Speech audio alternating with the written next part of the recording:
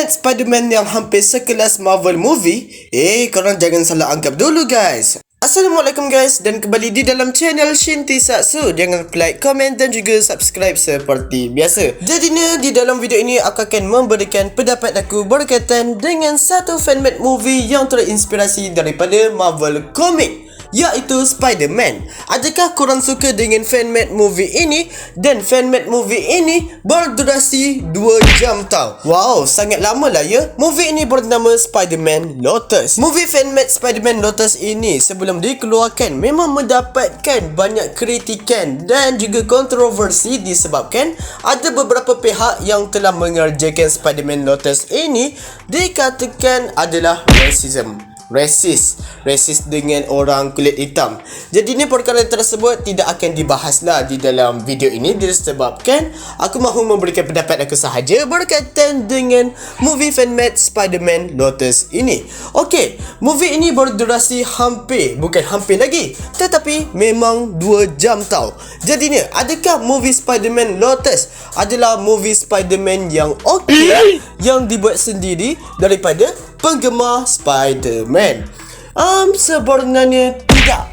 Okey, bagi aku dari segi konsep cerita di dalam movie Spider-Man Lotus ini tersangatlah okey. Bukan tahap bagus tetapi sangatlah okey. Walaupun dari segi idea dan juga konsepnya sangatlah okey, tetapi cara mereka menunjukkannya kepada para penonton agak gagal lah ya. Disebabkan walaupun movie Spider-Man Lotus ini berdurasi 2 jam, tetapi dia gagal membuatkan penonton rasa selesa. Dan kebanyakan penonton termasuk aku sendiri memang tidak terlalu gemar sangat dengan cerita Spider-Man Lotus ini, dan memang tidak enjoy langsung, sampaikan membuatkan aku bosan.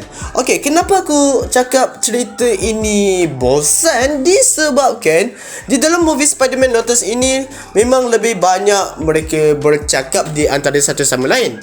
Dialog. Sesiapa yang berharap akan ada banyak aksi di dalam movie Spider-Man Lotus ini, korang jangan berharap sebegitu dan rendahkanlah ekspektasi korang untuk melihat Spider-Man Lotus ini. Disebabkan memang lebih banyak scene bercakap di antara satu sama lain, dialog yang telah dilontarkan berbanding dengan aksi lah ya di dalam movie Spider-Man Lotus ini. Apa yang membuatkannya kurang adalah memang tak banyak aksi di dalam movie Spider-Man Lotus ini. Hanya ditunjukkan masa awal dan semasa Spider-Man berlawan dengan Goblin. Yes, macam itu sahaja.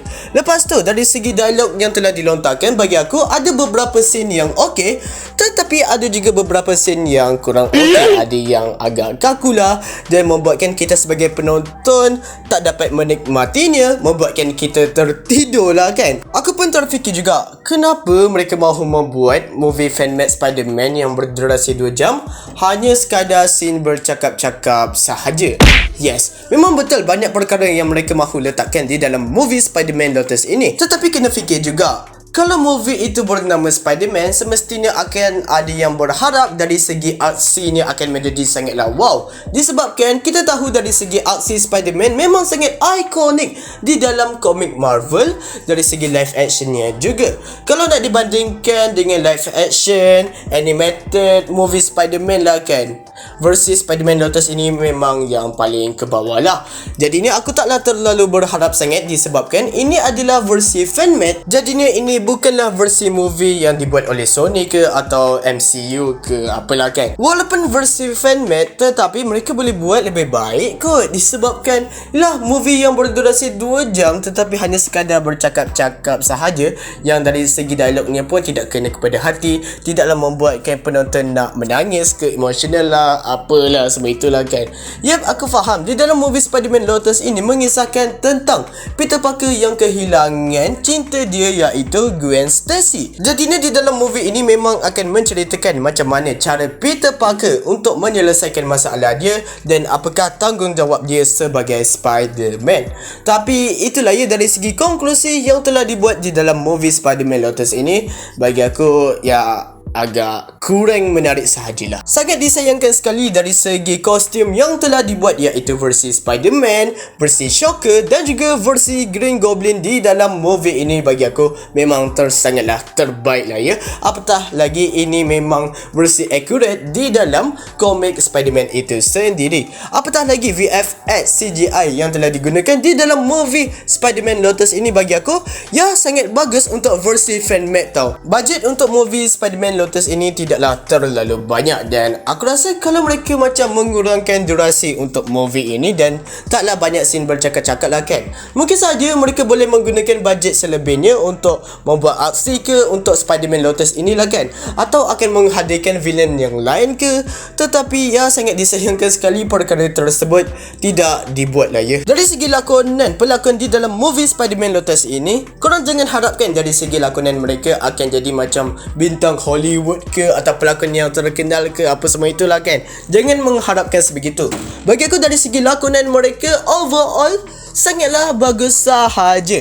Apatah lagi watak Peter Parker yang bagi aku, walaupun memang ada beberapa dialog yang agak kurang lah kan, dan ada beberapa dialog yang kaku, tetapi dia dapat membawakan watak Peter Parker dengan sangat baik. Sebagai fan Spider-Man, ya aku agak kecewa jugalah melihat movie Spider-Man Lotus ini. Dan bagi aku ada sahaja versi fan-made Spider-Man yang lebih bagus berbanding dengan Spider-Man Lotus ini, walaupun ceritanya berdurasi 2 jam. Ada sahaja fan-made Spider-Man yang tidak sampai beberapa minit pun, tetapi dari segi ceritanya sangat menusuk jiwa dan membuatkan kita sedih, gembira dan juga sangat teruja. Mungkin sahaja ada beberapa penonton yang suka dengan movie Spider-Man Lotus ini, mungkin sahajalah ya.